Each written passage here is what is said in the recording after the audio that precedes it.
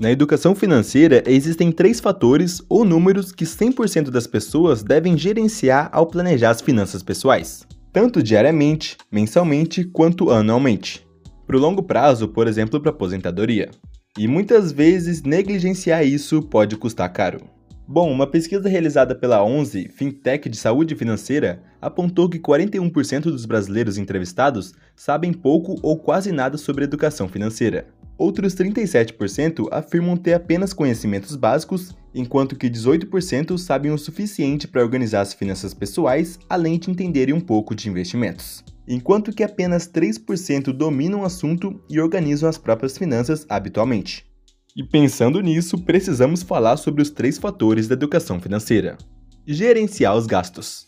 Calma, eu sei que você pode estar pensando que isso é óbvio, mas você sabe o quanto está gastando mensalmente? Bom, de acordo com o Bradesco Seguros, o ideal é que os gastos essenciais somem no máximo 50% da sua renda.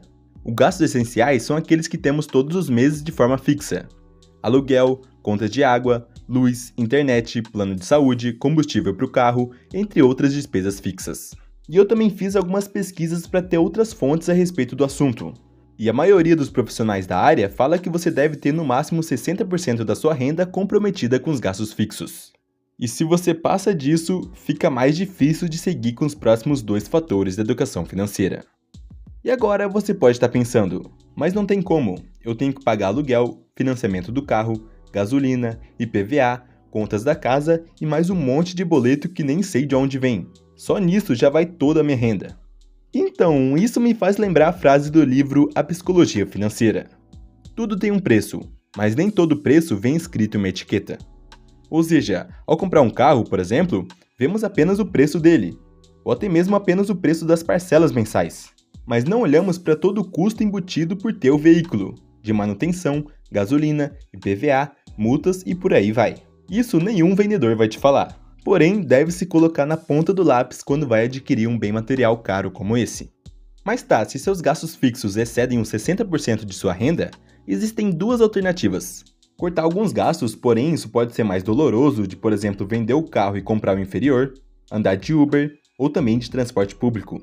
Bom, cortar gastos para conseguir manter no máximo 60% da sua renda com os gastos fixos. Ou também focar em aumentar sua renda. Cara, na minha opinião, compensa fazer os 2 em conjunto. É impossível falar em educação financeira no Brasil sem abrir mão de alguma coisa. Eu mesmo não tenho carro e ando com uma motinha de modelo antigo. Assim, consigo ter uma folga bem grande no meu orçamento se comparado a alguém que tem um carro novo financiado, por exemplo. Mas eu sei, cada um tem uma vida. Não é porque eu faço isso que você também deve ter uma motinha. Às vezes você tem filhos e é preciso levá-los ao hospital, por exemplo. Ter carro é essencial para momentos como esses. Porém, se seu orçamento está apertado, tente cortar alguns gastos fixos que não são tão essenciais assim. Nesses gastos fixos entra transporte, aluguel, contas de água, luz, internet, plano de saúde, seguro, alimentação e tudo aquilo que você tem que pagar mensalmente. E veja bem, não estou falando de você deixar de pagar plano de saúde caso você pague e economizar na alimentação, comendo só miojo, por exemplo. Eu estou falando para escolher ter gastos fixos com melhor custo-benefício para você e que você consiga mantê-los baixos sem prejudicar sua saúde, bem-estar e finanças. Vivendo assim de forma mais simples, pelo menos por um período da vida. Porque os gastos variáveis sempre aparecem. Sempre vai ter aniversário de familiares próximos, todo ano vai ter datas comemorativas, uma hora ou outra você vai precisar comprar roupa e por aí vai. Assim como diz no livro O Homem Mais Rico da Babilônia. Controle seus gastos. Não confunda despesas necessárias com desejos. Anote na argila cada uma das coisas passíveis de despesa, selecione as necessárias, além de outras cujo custo não ultrapasse 90% de seus rendimentos. Lembrando que esse livro usa conceitos milenares, de cerca de 4.000 anos atrás, por isso ele diz sobre anotar na argila.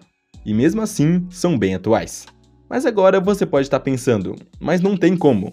Eu já tentei economizar em muita coisa, mas não tem mais de onde economizar. Meu salário é muito baixo e viver nesse país está cada vez mais caro. É por isso que ganhar mais é importante.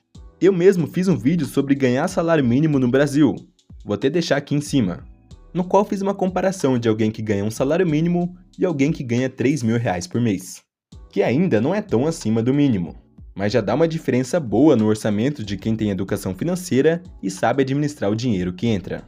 Porque se alguém que ganhava um salário mínimo conseguia aos trancos e barrancos economizar R$ 100 por mês para reserva de emergência, significaria poupar 7% da renda, gastando R$ 1.312 por mês.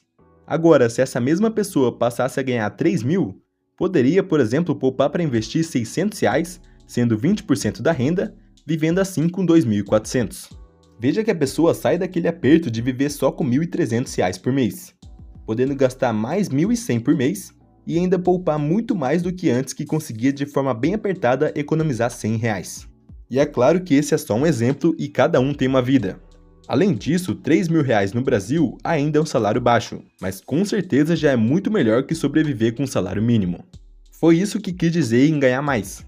Você vai ter uma folga maior no orçamento, podendo investir mais e aumentar um pouco o padrão de vida sem comprometer seu orçamento. Agora imagina se a pessoa continua focalizando em ganhar mais, passando dos 5.000, dos 7.000, 10.000 e por aí vai. Sua porcentagem de poupança. Lembrando que quando digo poupança, não estou falando da caderneta de poupança não, tá? Digo sobre o quanto você vai poupar para investir ou para formar sua reserva de emergência. Até porque a caderneta de poupança não é nem investimento. Rende muito abaixo do que qualquer investimento conservador de renda fixa. Mas agora, segundo o livro O Homem Mais Rico da Babilônia, o ouro vem de bom grado e numa quantidade crescente para todo homem que separa não menos de 10% de seus ganhos, a fim de criar um fundo para seu futuro e de sua família. Sabendo investir bem, criará um considerável fundo. Quanto mais acumular, mais atrairá. Apenas nessa frase, o autor do livro já diz sobre o efeito dos juros compostos no longo prazo nos investimentos. Que você investindo e recebendo rendimento, e consequentemente reinvestindo, verá sempre crescer o montante. Mas bom, já vou falar melhor sobre isso. O ponto principal desse segundo fator é quanto você poupa mensalmente. Neste livro, ele fala bastante sobre poupar no mínimo 10% da sua renda. E esse pode ser sim um excelente começo. Mas veja que isso vai depender muito. Se você ganha, por exemplo, R$ 2.000 por mês, poupar 25% significaria poupar R$ 500 por mês. Que para muitas pessoas ficaria bem apertado no orçamento viver com apenas R$ 1.500. Então se hoje você ganha pouco, pode começar poupando 10% ou até mesmo 5%, para criar esse hábito de poupar todo mês. Mas sempre buscando ganhar mais. Porque veja só, se você, por exemplo, ganhava R$ 2.000 e se especializando na sua profissão passa a ganhar R$ 5.000, já muda muita coisa. A maioria das pessoas iria começar a gastar todos os R$ 5.000 e ia voltar para a mesma de sempre, naquela situação de gastar toda a renda todo mês. Porém, se você já tinha educação financeira e poupava pelo menos 10% da renda ganhando R$ 2.000, ou seja, poupava R$ 200 por mês e vivia com R$ 1.800, passando a ganhar R$ 5.000, você pode até mesmo poupar 40% da renda, ou seja, R$ 2.000, e viver com R$ 3.000. Veja que tanto sua renda, quanto seus gastos, quanto seu aporte mensal aumentaram. Por isso é tão importante ganhar mais.